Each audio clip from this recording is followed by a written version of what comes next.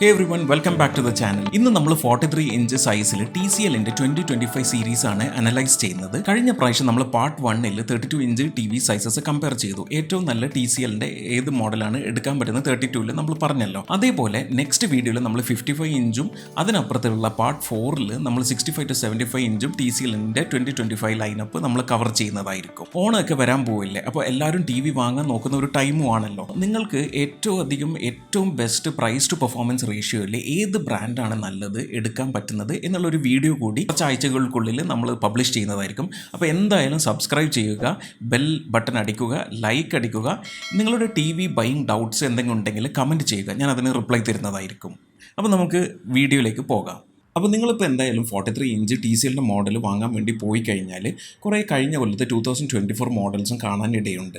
അപ്പോൾ ആ മോഡൽസ് കൂടെ നമ്മൾ ഈ ആദ്യത്തെ ടേബിളിൽ കാണിക്കുന്നുണ്ട്, അതും കൂടെ നമ്മൾ കമ്പയർ ചെയ്യുന്നുണ്ട്. കാരണം അതിൽ നല്ലതുണ്ടെങ്കിൽ നമുക്ക് എടുക്കാൻ വേണ്ടിയിട്ട്. അപ്പോൾ ആദ്യത്തെ മോഡലായി V6B43 അത് എടുക്കേണ്ടതെന്നാണ് അഭിപ്രായം. കാരണം അത് LED മോഡലാണ്. അതിന് താഴെയുള്ള ടെക്നോളജിയൊക്കെ QLED ആണ് നമുക്ക് കിട്ടുന്നത്. അപ്പോൾ ആ ഒരു പ്രൈസ് റേഞ്ചിൽ നമുക്കത് QLED തന്നെ എടുത്താൽ മതി. പിന്നുള്ളത് C61B, C655 ഇത് രണ്ടും 43 ഇഞ്ച് മോഡൽ 2024 ഇറങ്ങിയ മോഡൽസ് ആയിരുന്നു. പക്ഷേ ഈ മോഡൽസിന് ശരിക്കും 2025 ഇറങ്ങിയ മോഡൽസിനെക്കാളും കിടപിടിക്കാൻ ഫീച്ചേഴ്സ് ഉണ്ടോ എന്നുള്ളതും കൂടെ നമ്മൾ ഇന്ന് കമ്പയർ ചെയ്യുന്നതാണ്. ഇനി T6C, P7K, P6K, V6C, S5K ഈ മോഡൽസ് ഒക്കെയാണ് 2025 43 ഇഞ്ചിൽ ഇറങ്ങിയിരിക്കുന്ന മോഡൽസ്. താഴെയുള്ള ടേബിൾ നോക്കിക്കഴിഞ്ഞാൽ നിങ്ങൾക്ക് പ്രൈസ് റേഞ്ചും ക്ലിയർ ആയിട്ട് കാണാൻ പറ്റും. അപ്പോൾ നിങ്ങൾക്ക് വേണമെങ്കിൽ ഇത് നോക്കിയിട്ട് കുറച്ചും കൂടെ പ്രൈസ് ഞാൻ കൂടുതൽ കൊടുത്തിട്ട് വേറൊരു റേഞ്ചിലേക്ക് മാറണോ എന്നുള്ളതും നിങ്ങൾക്ക്, അല്ലെങ്കിൽ വേറൊരു മോഡൽ 43ലേക്ക് പോകണം എന്നുള്ളതും നമുക്ക് ഈ ഒരു പ്രൈസ് വെച്ചിട്ട് നമുക്ക് ഈ ടേബിൾ കാണാൻ പറ്റും. ഇനി നമുക്ക് പോർട്സ് ആൻഡ് കണക്ടിവിറ്റി ഒന്ന് നോക്കാം. S5K നമ്മൾ 32 ഇഞ്ചിൽ കഴിഞ്ഞ പ്രാവശ്യം നോക്കിയ അതേ മോഡൽ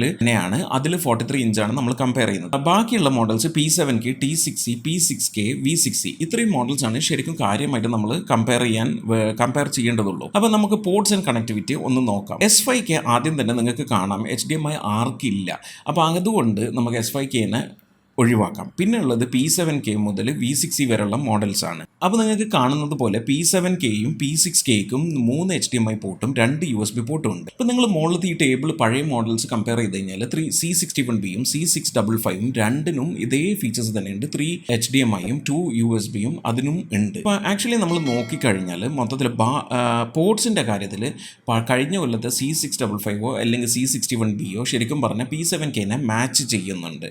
ഇപ്പോൾ താഴെ നോക്കിക്കഴിഞ്ഞാൽ optical port, earphones, LAN, wifi, Bluetooth ഇങ്ങനത്തെ കാര്യങ്ങളൊക്കെ ഒരുവിധം എല്ലാ മോഡൽസിലും നമുക്ക് കാണാൻ പറ്റും. പക്ഷേ S5Kയിൽ ഒപ്റ്റിക്കൽ പോർട്ടും ഇയർഫോൺസും ഇല്ല എന്നാണ് എനിക്ക് തോന്നുന്നത്. അപ്പോൾ ഇനി നമുക്ക് അടുത്തത് നോക്കാം. ഓഡിയോയും സൗണ്ടും ഈ 43 ഇഞ്ചിൽ ഏതാണ് നല്ലതെന്ന് നോക്കാം. P7Kക്ക് 35 വാട്ട് സ്പീക്കർ ഉണ്ട്, T6Cക്ക് 24ഉം V6C 24ഉം S5K 24ഉം ആണ്. നേരെ മറിച്ചൊരു വിയേർഡ് സംഗതി എന്താ വെച്ചാൽ P6Kക്ക് 20 വാട്ടാണ് കൊടുത്തിരിക്കുന്നത്.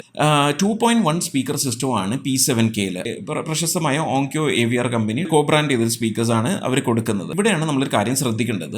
C61B അല്ലെങ്കിൽ C655 നമ്മൾ പഴയ മോഡൽസ് ടേബിളിൽ നോക്കിക്കഴിഞ്ഞാൽ അതിന് 30 വാട്ട് ഓൾറെഡി ഉണ്ട്. ഓങ്ക്യോ 2.1 സബ് ഓഫർ ഉള്ള ഒരു സിസ്റ്റം തന്നെയാണ് അത്. P7K പോലെ തന്നെ ആക്ച്വലി നമുക്ക് നല്ലൊരു പ്രൈസ് ഓഫർ കിട്ടുകയാണെങ്കിൽ ശരിക്കും പറഞ്ഞാൽ നമ്മൾ C655ഉം C61Bയും കമ്പയർ ചെയ്യണം. കാരണം കഴിഞ്ഞ പോർട്സിൻ്റെ കാര്യത്തിൽ നമ്മൾ പറഞ്ഞ പോലെ ഇത് ആക്ച്വലി P7K ആക്ച്വലി ഈ പഴയ മോഡൽസിനായിട്ട് മാച്ച് ചെയ്യുന്നുണ്ട്. ഇപ്പോൾ ഇവിടെ നമ്മൾ ഓഡിയോ സ്പീക്കർ വൈസ് എടുത്തു കഴിഞ്ഞാൽ P7K ടോപ്പിലാണ്. അതിൻ്റെ താഴെ 2025 മോഡൽസ് ഒന്നും ഇതിനായിട്ട് മാച്ച് ചെയ്യുന്നില്ല ഈ പഴയ C61Bയോ C655നായിട്ട്. പിന്നെ നമ്മൾ നോക്കിക്കഴിഞ്ഞാൽ ഡോൾബി അറ്റ്മോസ് ഉണ്ട് P7Kയിലും P6Cയിലും, ബാക്കി ഒന്നിലും ഇല്ല. പിന്നെ ഡോൾബി ഓഡിയോ ഉണ്ട് എല്ലാ റേഞ്ചിലും. പിന്നെ DTS-X നമുക്ക് P7Kയിലും T6Cയിലും മാത്രമാണ് കിട്ടുന്നത്. അപ്പോൾ ഒരു 2025 മോഡലിൽ സൗണ്ടിൻ്റെ കാര്യത്തിൽ നോക്കുകയാണെങ്കിൽ P7K മാത്രമാണ് ടോപ്പായിട്ട് നിൽക്കുന്നത്. കഴിഞ്ഞ കൊല്ലത്തെ മോഡൽസ് C61Bയും C655ഉം ആക്ച്വലി നമുക്ക് നല്ല കമ്പയർ ചെയ്യാവുന്നതാണ്. 2025 P7K ഒരു ഓൾമോസ്റ്റ് ഓർ സ്ലൈറ്റർ എഡ്ജ് ഉണ്ട്, ഒരു 5 വാട്ട്സ് കൂടുതലുള്ളത് കൊണ്ട് പഴയ മോഡൽസിനെക്കാളും. പക്ഷേ നമുക്ക് പ്രൈസും കൂടെ കമ്പയർ ചെയ്തിട്ട് നല്ലൊരു ഇതാണെങ്കിൽ ബാക്കിയുള്ളതും കൂടെ നമ്മൾ പറയാൻ പോകുന്ന ഫീച്ചേഴ്സും കൂടെ നോക്കിയിട്ട് നമ്മളൊരു തീരുമാനം എടുക്കണം. ഓക്കെ, ഇനി നമുക്ക് ഇതിൻ്റെ സ്റ്റോറേജും പ്രോസസ്സറും റാമും അതൊക്കെ ഒന്ന് നോക്കാം. അപ്പോൾ നമ്മൾ ഫസ്റ്റ് ടേബിൾ എടുത്തു കഴിഞ്ഞാൽ നമുക്ക് കാണാം 2025 ഇറങ്ങിയ മോഡൽസിൽ P7Kക്ക് മാത്രമാണ് 3GB റാം ഉള്ളത്. ബാക്കി എല്ലാത്തിലും 2GB ആണ് കൊടുത്തിരിക്കുന്നത്. സ്റ്റോറേജ് നോക്കിക്കഴിഞ്ഞാൽ 32GB ഉണ്ട് P7Kക്ക്, ബാക്കി എല്ലാത്തിലും 16GB, S5K എത്തുമ്പോൾ 8GB ആയി കുറയുകയാണ് ചെയ്യുന്നത്. ഇനി ഇവിടെയാണ് ഒരു ഇൻട്രസ്റ്റിംഗ് ഫാക്ടർ. ഇപ്പോൾ നമ്മൾ മുകളിലത്തെ ടേബിൾ എടുത്തു കഴിഞ്ഞാൽ പഴയ മോഡൽസിൽ C61Bയും C655 നോക്കിക്കഴിഞ്ഞാൽ അവർക്ക് രണ്ടുപേർക്കും 2GB റാമും 32GB സ്റ്റോറേജ് അവർക്ക് കിട്ടുന്നുണ്ട്. അതായത് P7Kയിൽ കിട്ടുന്ന അതേ സ്റ്റോറേജ് തന്നെ നമുക്ക് അതിലും കിട്ടുന്നുണ്ട്. അപ്പോൾ P7K 3GB റാം കുറച്ചും കൂടെ 1GB കൂടുതലായതുകൊണ്ട് തന്നെ കുറച്ചും കൂടെ ഒരു UI ഫാസ്റ്റർ ഒക്കെ ആയിരിക്കും. ഇനി പ്രോസറിൻ്റെ കാര്യം എടുത്താൽ S5K മാറ്റി നിർത്തി കഴിഞ്ഞാൽ ബാക്കി എല്ലാത്തിലും മീഡിയ ടെക്കിൻ്റെ പ്രോസസ്സറാണ്.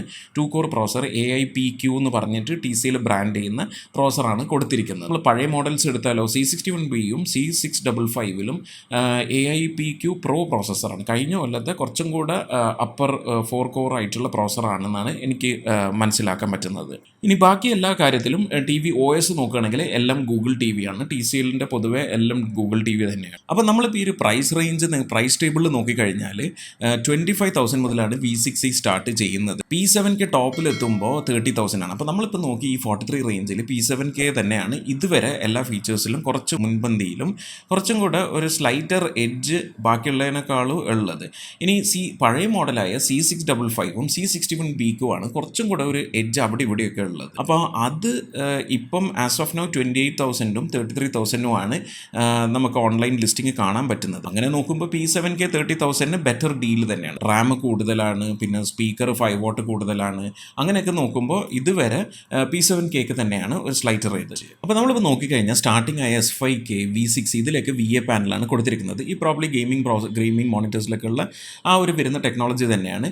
ഈ IPS നായിട്ട് കമ്പയർ ചെയ്യുമ്പോൾ നമ്മൾ എക്സ്ട്രീം സൈഡിലേക്ക് പോയി കഴിഞ്ഞാൽ നമുക്ക് കാണാൻ കുറച്ച് ബുദ്ധിമുട്ടായിരിക്കും. പക്ഷേ ഈ പ്രാവശ്യത്തെ 2025 P7K, T6C, P6K ഈ 3 മോഡൽ അവർ HVA QLED ആണ് കൊടുത്തിരിക്കുന്നത്. കുറച്ചും കൂടെ ഹൊറിസോണ്ടൽ ഒരു അലൈൻമെൻറ്റ് ക്രിസ്റ്റൽസിൽ ഡിഫറൻസ് കൊണ്ടുവന്നിട്ട് അത് കുറച്ചും കൂടെ ഒരു കോൺട്രാസ്റ്റും ഡാർക്ക്നെസ്സും കൂട്ടുന്നതാണ് TCL പറയുന്നത്. ഇനി നമ്മൾ മെയിൻ ആയിട്ടുള്ള ബ്രൈറ്റ്നസിൻ്റെ കാര്യം എടുത്താൽ P7Kയിലും T6Cയിലും 350 നിറ്റ്സ് ബ്രൈറ്റ്നസ് ഉണ്ട്. പക്ഷേ നമ്മൾ ടേബിളിൽ നോക്കിക്കഴിഞ്ഞാൽ C61B, C655 കഴിഞ്ഞ കൊല്ലത്തെ മോഡൽസിന് 450 നിറ്റ് ബ്രൈറ്റ്നസ് ഉണ്ട്. അവിടെയാണ് ബ്രൈറ്റ്നസ് പാനലിന് കൂടുതൽ കഴിഞ്ഞ പ്രാവശ്യത്തത്. ഇനി നമ്മൾ P6K മുതൽ V6C, S5K എല്ലാ മോഡൽസിനും 260, 270, 300 അങ്ങനെയുള്ള ഒരു റേഞ്ചിൽ ബ്രൈറ്റ്നസ് കുറയുകയാണ്.